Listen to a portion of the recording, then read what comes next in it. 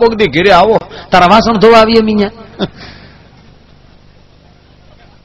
જેની ઘેરે રામ કૃપા હોય મારો બાપ. રામ કૃપા એટલે પેલા તો તમારે જે લગ્ન થયા હોય તો સારું મળે. આ બહેનો જે વ્રત રે, જયા પાર્વતીના જાગરણ કરે, વરસાવત્રીના વ્રત કરે, શું કામ?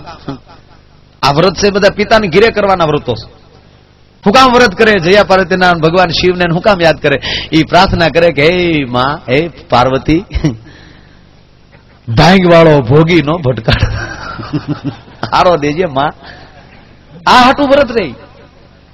હા ને બેનો તો ગજબ. હમણાં તો માવડીઓને અપર મહિનો ગયો, 2-3 મહિના હતા ને, તો ભાઈ ભાઈ એક ભાભાવનો ને એક માવડીનો. લે કેવો મારો ભગવાન દયાળુ. પેલા આપણે ભાભા મંડળ હતા, અત્યારે મહિલા મંડળ છે. એમ હવે મંડળ ભાંગ્યા. પેલા હતા ને કરો ભજન ગાવા વાળા ઈ, સાંભળવા વાળા ઈ, સા કરવા વાળા ઈ, પીવા વાળા ઈ, ઠાકર થાળી ગાવા વાળા ઈ, ઠાકર થાળી ખાવા વાળા ઈ. એ કરે બધા જી જી નેવા તારા ના મેળો હે ભેચું ગળવા એ લાગ્યું રે એ મેવાડે રાણા ટેંગ ડંગ ડંગ ડંગ. આ મંડળ હતા આપણે. વગર માયકે ગરેડી જેવા ગળા હિમાળા ગંજવતા પાય. એમાં હાચે માઠીમના તહેવાર હોય કેડે દોકડ માંથી નીકળતા ગરબીઓ લઈને. શેરી વાળા આવે સાજા કરો ને ભૂખ લાવો ને. એ પ્રમુખ થવામાં મંડળ ભાંગ્યા. અત્યારે આપણી માવડીઓના મંડળ અકબંધ પીડ્યા. બોલો ગામો ગાયમ. એ કેવા કીર્તન! હમણાં તો 1 મહિનો તો એવા કીર્તન ગાય, મને બહુ ગમ્યું. મારા કૃષ્ણ ભગવાન રે તમારે કાજ રે હું કેમ આવું એકલી. 80 વર્ષે એકલી જવું નથી, 2 બસું બાંધી લઈ જવું, આખો સંભળાજો. માવડી હમણાં તો કઈક નવું કઈક આવ્યું. જો કહું, પેલા જો બહેનોને શોખ હતો કીર્તન ગાવાનો, ગીત ગાવાનો, કોક મરી જાય ત્યારે કૂટવાનો. હમણાં દશામાં આવ્યા પછી નવો શોખ આવ્યો ધૂણવાનો. બોલો આપણે ધૂણીએ ને એમાં કઈ નહીં. બેનું ધૂણતી હોય બાપ બાપ. આપણે તો અડધું ધૂધું કરીને પૂરું કરી, અને એ જે મોકળા મોવાળા મૂકીને ધૂણતા હોય એમાં વળે આખું ગામ પગે લાગતું હે માં. પણ મુંજાય કોણ? એનો ધણી. એ એવો મુંજાય. ઘણી કુળદેવી ધૂણતી પણ કેમ બિસાડો કે હે માં કેમ કે. એ વળે આમ અદબ પાડીનું ભાઈ આમ લાઈનમાં પગે લાગો ને બધા લાઈનમાં પગે લાગો.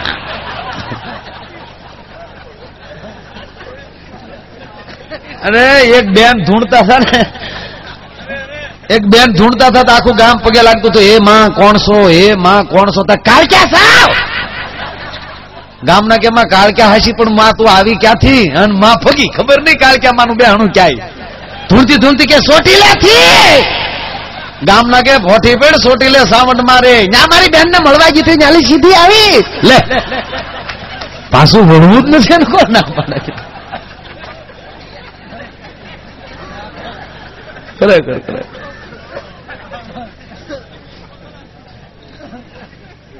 કીર્તન ગાતા મજા આવે.